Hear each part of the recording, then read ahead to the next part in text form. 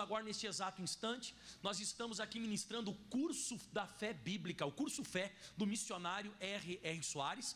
Nós estamos hoje aqui chegando na lição número 8, e quem está com a lição número 8 na mão, deixa eu ver aí, está todo mundo aí? Beleza, a primeira folha, frente e verso, já foi. Então a primeira folha, frente e verso, já foi. Vira aí a frente e verso, beleza. E agora nós estamos na segunda folha, onde fala aí mais que vencedores. Você encontrou? Todo mundo encontrou, meus irmãos? Já encontraram? Vamos para a palavra então. Nós temos então um subtítulo ali que está em negrito, escrito mais que vencedores. E aí fala assim: a palavra de Deus nos garante que em todas as coisas somos mais que vencedores. Quando você lê a palavra nesse Romanos 8,37 que está aqui na Bíblia, em todas estas coisas somos mais que vencedores por aquele que nos amou. Quando fala todas, é todas mesmo. Qualquer investida do inimigo que ele vier contra mim, que ele vier contra você, nós precisamos aprender a vencer cada uma delas, todas as coisas.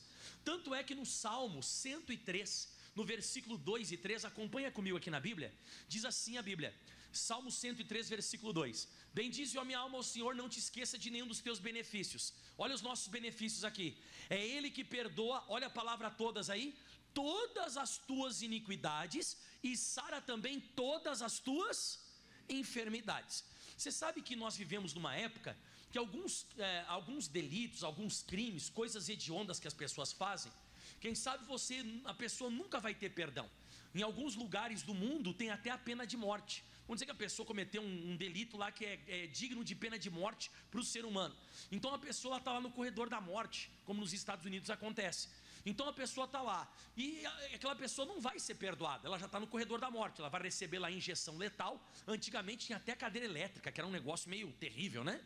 E o que acontece? Então a pessoa está no corredor da morte. Mas vamos dizer que numa audiência que ela tem, um dia um contato com alguma pessoa, alguém pregue para essa pessoa a palavra de Deus, a pessoa recebe a pregação sobre Jesus, e essa pessoa por acaso ela acaba se arrependendo. Jesus vai perdoar ela? Vai ou não vai, pessoal? Vai perdoar ela se ela se arrepender. Então diante da sociedade, de repente ela nunca vai alcançar o perdão, mas diante de Deus ela pode alcançar o perdão. A mesma coisa daquele malfeitor na cruz. Você lembra do malfeitor na cruz? Tinha um à direita e tinha outro à esquerda. Um deles tinha dúvidas sobre Jesus. Ele disse: se tu és o filho de Deus, salva-te a ti mesmo e a nós. Mas o outro disse: não, nós estamos aqui porque merecemos, né? Agora o Senhor não fez mal nenhum, né? Aí ele até briga com outro malfeitor e diz: tu nem assim, estando na mesma condenação, tu não temes a Deus? E logo depois ele diz para Jesus: Jesus, quando o Senhor entrar no paraíso, lembra de mim. E Jesus ele falou, né? Aliás, quando entrar no teu reino, lembra de mim. E Jesus disse: hoje estarás comigo no paraíso. Você vê, vamos dizer que a pessoa a qual esse malfeitor tinha feito uma maldade estava lá aos pés da cruz, enxergando ele ser crucificado. E daqui a pouco você imagina Jesus olhando para esse malfeitor e dizendo: hoje estarás comigo no paraíso. Você imagina como é que esse cidadão essa pessoa ia ficar? Mas como perdoar? Como é que o Senhor está perdoando essa pessoa que fez essa maldade? Mas é isso que eu estou falando, meu irmão. A Bíblia fala que nós vamos ser perdoados de todas as iniquidades.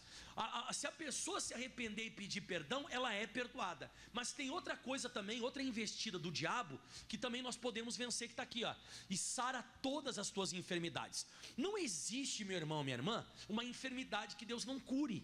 Não existe uma doença, não, essa doença aqui é para o médico, essa doença aqui é para Deus. Eu já escutei isso no meio evangélico. Quem já escutou frases como essa? Você já escutou frases como essa? Ah, tem coisa que é para Deus, tem coisa que é para o homem. Meu irmão, isso não existe. Ele sara de todas as enfermidades, de um caroço a um câncer, a uma dor de cabeça, a uma artrose, uma artrite e até mesmo um lúpus. Não, para Deus não tem. Você lembra quando Deus mandou Moisés colocar a mão no peito?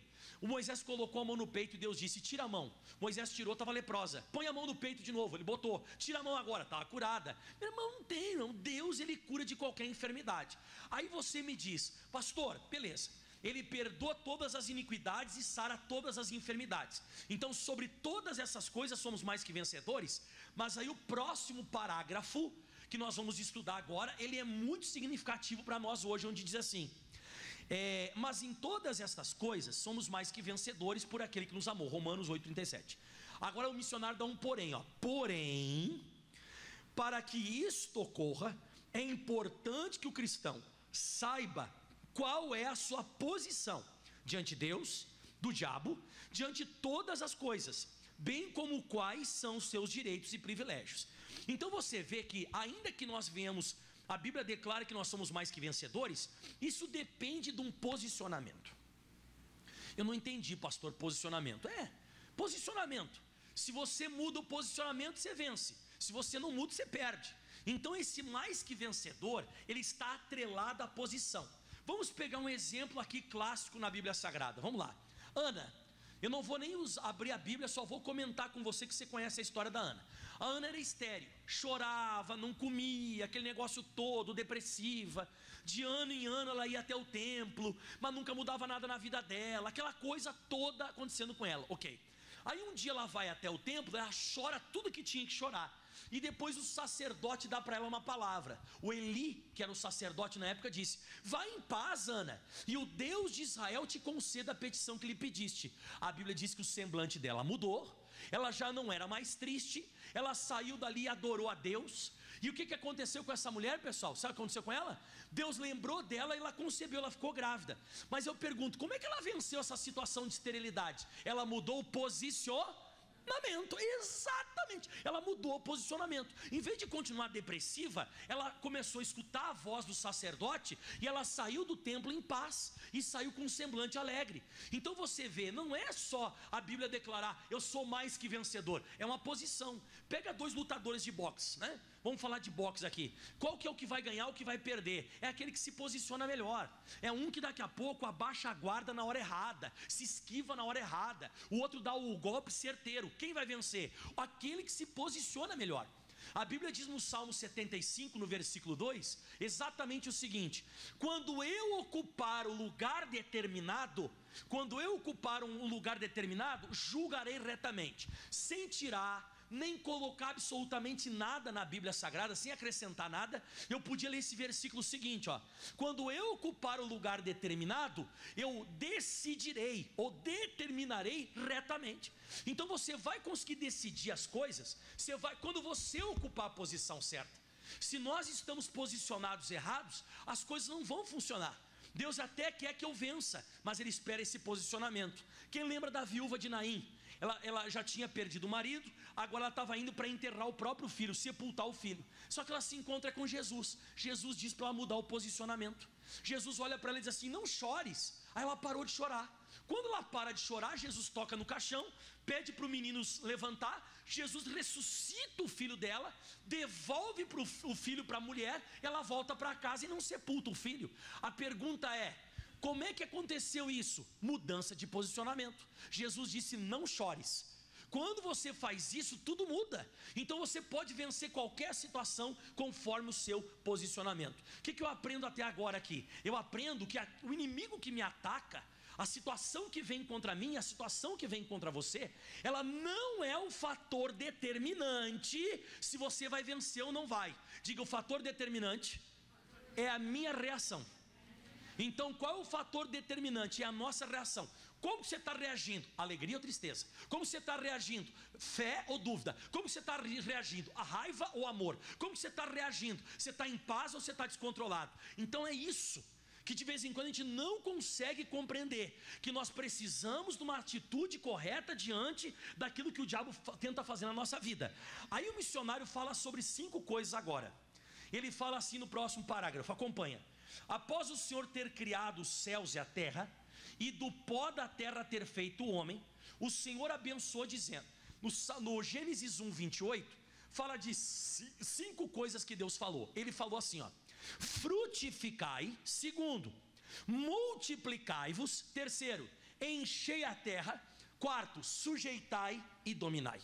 Essa aqui foi a primeira, os primeiros, vamos dizer assim, depois que Deus criou o homem, foi a primeira bênção que Deus deu para o ser humano. Essas 5 primeiras bênçãos. E isso, como o missionário diz ali no finalzinho do versículo, do parágrafo, ele diz assim, ó: vemos por esta afirmação da palavra que o homem era originalmente mais que vencedor sobre todas as circunstâncias. Quem concorda? Porque ó, frutificai, multiplicai-vos, enchei a terra, sujeitai e dominai. Quem quer que eu ensine cada uma delas agora? frutificai. Frutificar é bem fácil de explicar. Quem já comeu fruta, levanta a mão aqui. Já comeu fruta? A fruta fala alguma coisa dela, ou você que comeu que você fala? A fruta não fala, né? Então quando você come uma laranja, você diz, que doce gostoso. Agora você pode comer a laranja e também dizer, nossa, que azeda. Você já comeu algum dia um morango e você disse, nossa, que morango gostoso. Aí você come um moranguinho e daqui a pouco você diz, ui, que é da azeda, tá verde. Então, o primeiro mandamento, você vai dar sabor na vida das pessoas. Você vai frutificar. As pessoas, elas vão experimentar de quem é você. E Deus quer que você dê para as pessoas um bom sabor, que você frutifique, que você dê fruto. Pelo menos 9 características tem que ter. As características do fruto do Espírito. Então o correto, o certo é isso, frutificar. Até Jesus, ele diz em João 15, no versículo 5, ele diz assim, eu sou a videira e vocês são as varas. Quem está em mim e eu nele, esse dá muito fruto, porque sem mim nada podeis fazer. Dá um glória a Deus. Quando você está ligado a ele, você frutifica. Mas não é só frutificar não, que eu e você nós somos chamados. Então a gente foi chamado para frutificar, mas tem outra coisa. Olha só também, multiplicai-vos. Nós estamos passando uma luta com isso. Eu não quero jamais em nenhuma maneira ofender ninguém, mas nós estamos numa época que tem muito o homossexualismo e o lesbianismo aumentou muito. Muito. E você sabe que você não está aqui hoje nessa igreja porque foram juntados um homem com um homem ou uma mulher com a mulher. Você sabe que não acontece nada, né? Acho que todo mundo aqui sabe, né? Um homem com um homem gera alguma coisa? Não, então não vai ter multiplicação. Uma mulher com mulher gera alguma coisa? Não, não vai ter multiplicação. Então para haver multiplicação tem que ser um homem com uma mulher. Então Deus está dizendo o seguinte, vocês foram chamados para produzirem segundo a sua espécie. Então essa foi a segunda bênção. A primeira bênção é para isso, para nós saborearmos as pessoas, frutificando. Segundo, multiplicar. Deus deu para mim e para você essa autoridade, para a gente multiplicar. Você sabe que o pastor Mike já multiplicou uma vez, mas eu vou multiplicar mais. A gente precisa aprender a multiplicar. Não, pastor Mike, uma pessoa certa feita me disse, não pastor, Deus me livre de ter filho. Aí a pessoa ficou até brava comigo quando eu falei. Você sabe que de vez em quando a gente fala as verdades, as pessoas não gostam, né? E a pessoa diz assim, mas como, irmã, só tem que pensar em filho. Não, Deus me livre, no máximo um cachorro. Aí eu peguei e olhei para essa pessoa e disse assim, que bom que teu pai e tua mãe não pensaram assim, né? Porque se você pensasse, se o teu pai e tua mãe pensassem dessa maneira, você não estaria hoje aqui na minha frente. Ela falou, se pensar desse jeito, eu falei, então, chegou a hora da senhora pensar em multiplicar. A gente está numa época que as pessoas não querem ter filhos, as pessoas dizem, mas olha só como é que está o mundo lá fora, a gente não sabe o que vai acontecer amanhã. Meu irmão, o mundo lá fora está exatamente como a Bíblia diz, e a gente sabe o que vai acontecer, e vai criar a criança na palavra de Deus. Amém, pessoal? Então, multiplicai-vos, mas tem mais. Então, frutificai e multiplicai-vos, e agora fala sobre encher a terra. Aí você diz, pastor, encher a terra de criança? Não. Encher é o que eu estou fazendo com você agora nesse exato instante. O que o pastor Mike está fazendo agora? Enchendo. Eu estou enchendo você da palavra de Deus.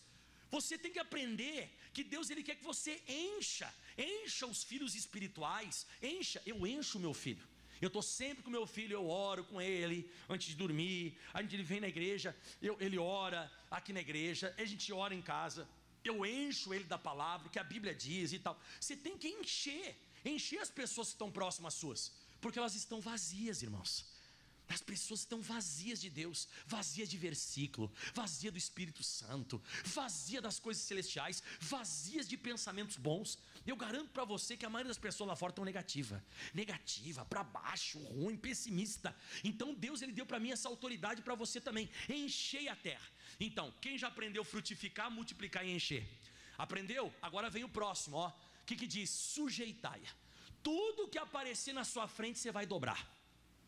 Você precisa aprender isso. Nós vamos sujeitar o que estiver na nossa frente. Mas pastor, o que seria sujeitar? Dobrar. Só que aí tem uma coisa que eu queria te mostrar agora. Irmão Maurício, vem aqui em cima do altar um pouquinho, desse lado aqui. Por gentileza, não tem problema não.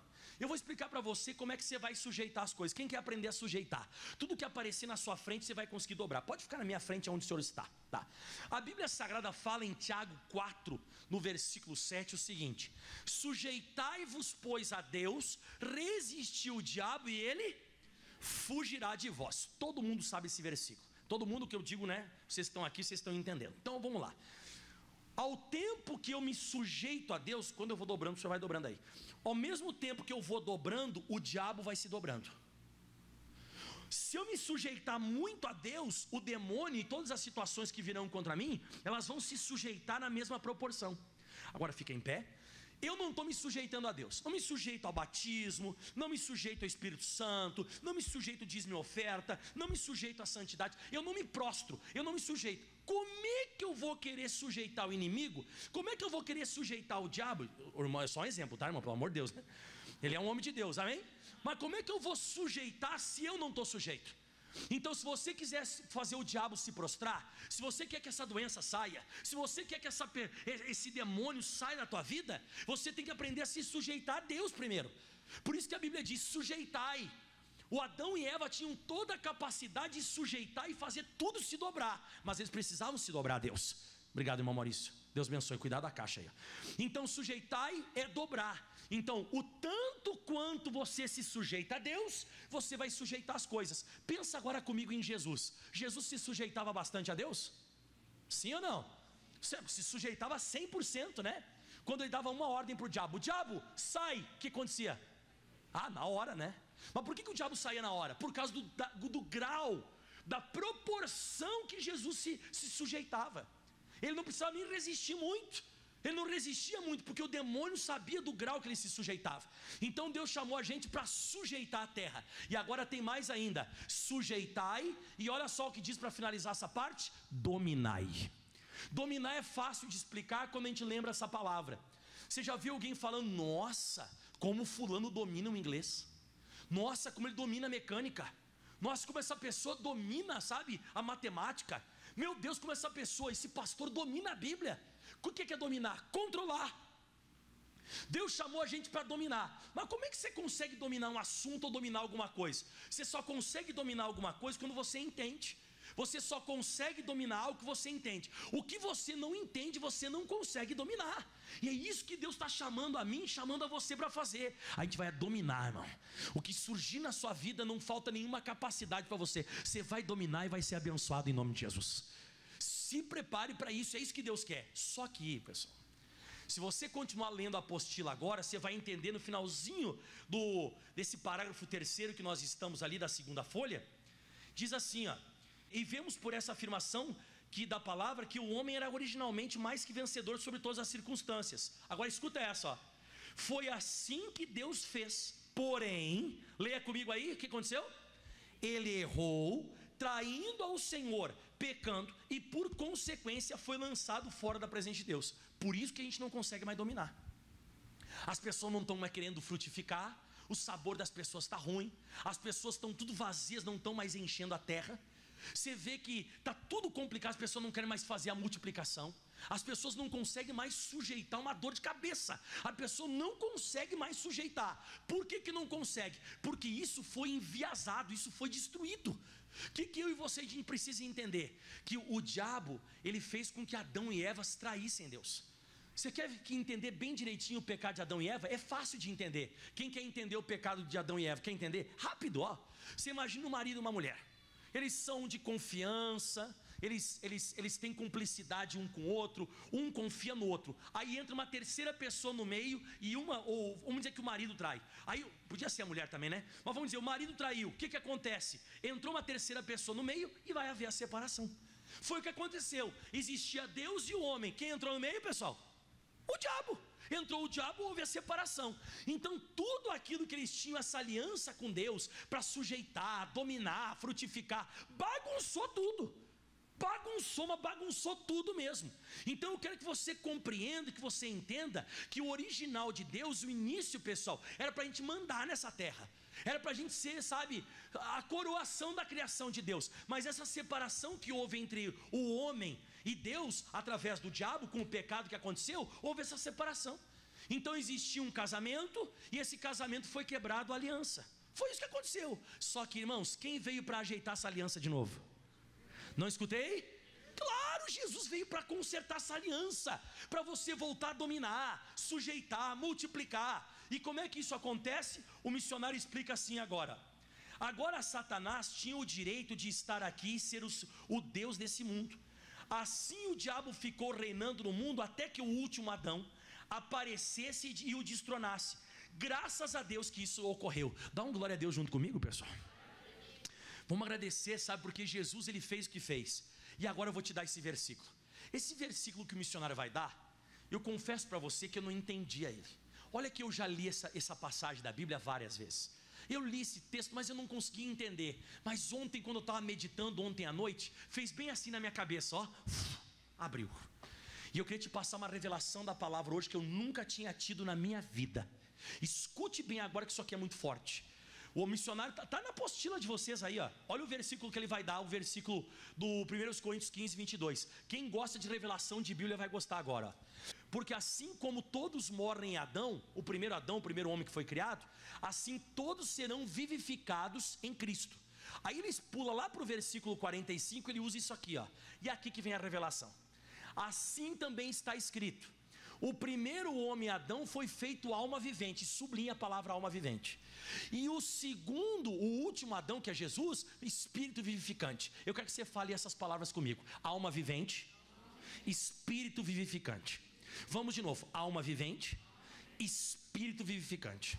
Você sabe o que significa alma vivente? Olha, eu vou te explicar. O Adão, ele foi feito alma vivente. Então tudo que ele fazia era de acordo com a alma. Ele fazia tudo segundo os seus próprios pensamentos. Ele fazia segundo os seus desejos. Você lembra quando a Eva ofereceu para o Adão o fruto? Ele fez assim: não, Eva, não, está fora da palavra. Foi isso que ele fez? Não, deu vontade, ele comeu também. Então o Adão vivia segundo os seus desejos. O Adão vivia segundo as suas vontades. O Adão, ele vivia segundo a alma dele, segundo o fruto dos seus pensamentos, a vontade própria. Só que aí o que acontece? Ele pecou, e além de pecar, se afastou de Deus, se separou de Deus. Só que aí vem Jesus. Quando o diabo começa a tentar Jesus na tentação do deserto, em Mateus capítulo 4, Jesus, ele faz a mesma coisa que Adão? Não. O diabo começa a tentar Jesus, e Jesus diz: está escrito. O que o Adão tinha que ter feito, né? Está escrito, está escrito, está escrito. Ou seja, Jesus, ele não vivia segundo a alma, mas ele vivia segundo o Espírito de Deus. Então a Bíblia diz que o primeiro homem, Adão, foi feito alma vivente, mas o segundo, o último Adão, ele foi feito espírito vivificante. E é isso que Jesus quer fazer comigo e com você, porque o próximo versículo fala assim, ó: aqui que você vai vencer tudo. Você quer vencer todas as coisas, você vence aqui, ó. Mas não é o primeiro espiritual, senão o animal. O animal que vive por instinto, o animal que vive por desejo. Eu nem vou falar aqui, que chega a ser até uma coisa assim nojenta falar, mas você sabe como é que os animais vivem. Você sabe que se o animal quiser fazer um negócio, ele faz. Se ele quiser fazer outro, ele faz. Daqui a pouco ele ataca. Eles são animais, eles são irracionais. E a Bíblia diz que de vez em quando as pessoas que ainda não são convertidas, elas são que nem animais, elas são pessoas. Você já escutou algum dia alguém falando: nossa, mas o ser humano parece animal? Por que eles falam isso? Porque eles são da descendência de Adão, eles não são da descendência de Jesus. Porque o primeiro espírito não é espiritual, senão animal, mas depois vem o espiritual, que é Jesus. E olha o que diz, pessoal, agora: o primeiro homem é da terra, é terreno, mas o segundo, o Senhor, é do céu. Quando você passa do terreno para o celestial, nunca esqueça disso, você é um cidadão do céu agora. Você fala diferente, você toma atitudes diferentes, você pensa diferente dos outros. Você é um cidadão do céu. Você não é mais um cidadão da terra. E o que acontece? O diabo percebe isso. O diabo consegue ver direitinho quem é da terra, e o diabo consegue ver direitinho quem é do céu. Por isso que a Bíblia Sagrada fala em 1 de João, capítulo 5, versículo 18, o seguinte: sabemos que todo aquele que é nascido de Deus não vive pecando. Então a pessoa que não nasceu só do papai e da mamãe, mas a pessoa nasceu do batismo das águas, a pessoa nasceu do batismo do Espírito Santo. Quando a pessoa se converte de verdade, ela não vive pecando, mas o que de Deus é gerado, conserva-se a si mesmo, e o maligno não lhe toca. Agora é diferente.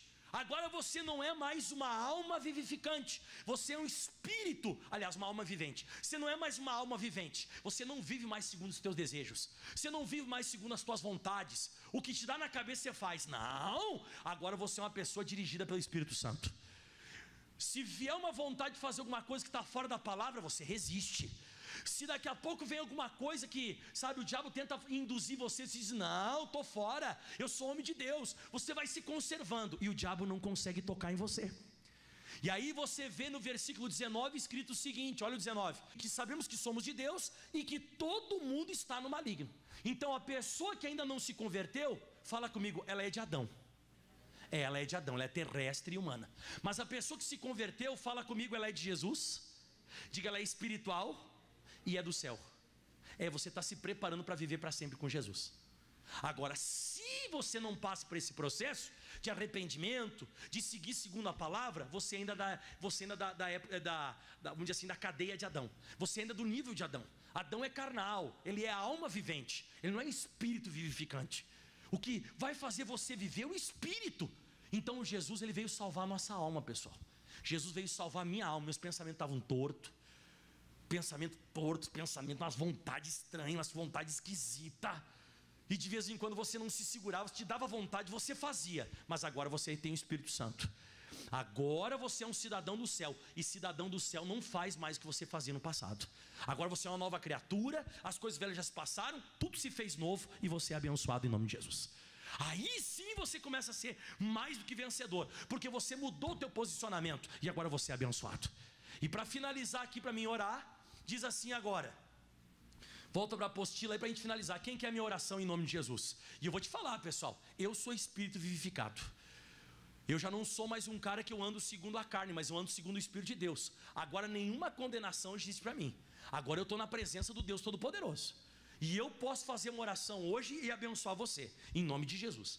Diz assim, ó, desde que a palavra de Deus declara que tudo já foi feito, não temos mais do que nos submeter ao diabo, nem aceitar os seus sofrimentos. Além disto, somos considerados pelo Pai como idôneos para participar de suas bênçãos. Você sabe o que significa a palavra idôneo?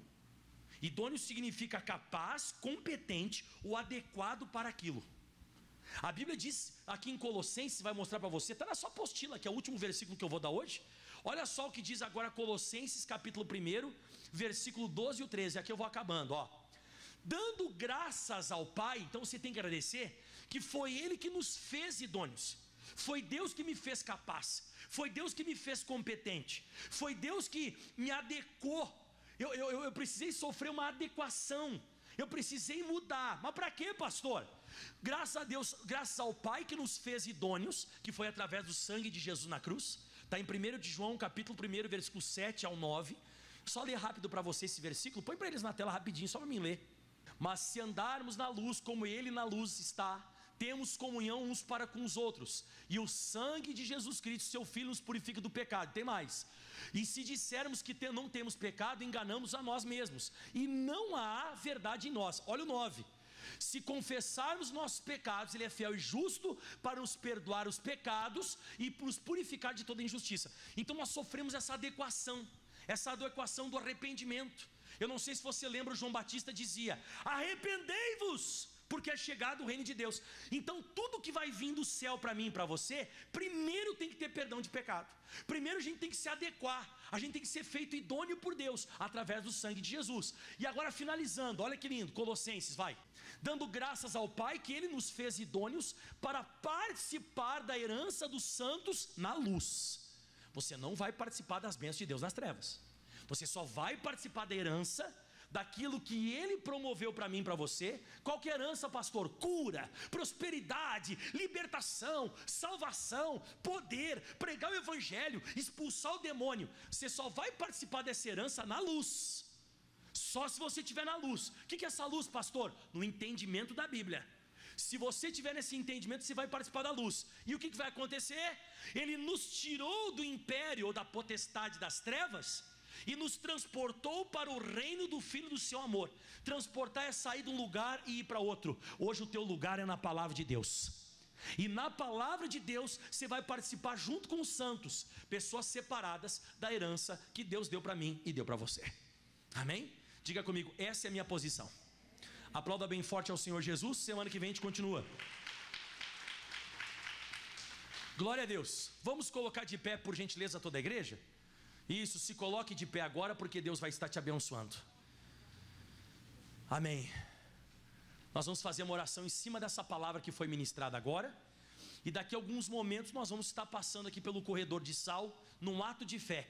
Porque quem passar por esse sal hoje aqui vai ser abençoado em nome de Jesus. Diga, eu creio. Você crê ou não crê? Eu também creio em nome de Jesus. Vamos orar, pessoal? Todos se coloquem em pé, por gentileza. Coloca a mão no seu coração, fecha os teus olhos. Vamos orar. Pai, obrigado por esse momento lindo em tua casa, em tua presença. Nós precisamos que o Senhor nos faça idôneos, capazes, competentes, adequados para tal posicionamento. Obrigado pelo que o Senhor fez com o seu Filho amado Jesus lá na cruz do Calvário. Eu te agradeço, Jesus. Fale agora para Jesus: Jesus, eu aceito o que o Senhor fez por nós na cruz do Calvário. Fale isso agora. Eu aceito, Jesus, os seus cravos. Eu aceito, Jesus, os cuspes. Eu aceito, Jesus, tudo o que o Senhor sofreu, porque eu precisava que o Senhor fizesse isso para que o Senhor me posicionasse para me abençoar. O Senhor precisava fazer tudo o que fez para que eu fosse curado. O Senhor precisava fazer tudo o que o Senhor fez para que eu fosse liberto. O Senhor me transportou do reino das trevas, do império das trevas que me escravizava, e o Senhor me colocou no reino do Filho do seu amor. Por isso que ele diz: arrependei-vos, porque é chegado o reino de Deus. Chegou a hora de você desfrutar de tudo que está no céu aqui na terra. Por isso que na oração do Pai Nosso se diz: que seja feita a tua vontade aqui na terra, como é no céu. No céu não tem doença, no céu não tem fracasso, no céu não tem derrota, no céu não tem isso. E Deus quer implantar o reino dele aqui nessa terra. Por isso que o missionário R.R. Soares estipulou hoje isso aqui: nós somos mais que vencedores. Você foi chamado para vencer qualquer tipo de situação e circunstância. E a partir de agora, eu declaro em nome de Jesus que toda maldição das trevas caia por terra, vá embora, em nome de Jesus. E você diz: eu tomo posse dessa bênção. E diga: a partir de hoje eu vou frutificar, multiplicar, encher, sujeitar e dominar aqui nessa terra. E aplauda o mais forte que você pode ao Senhor. Amém? Deus abençoe.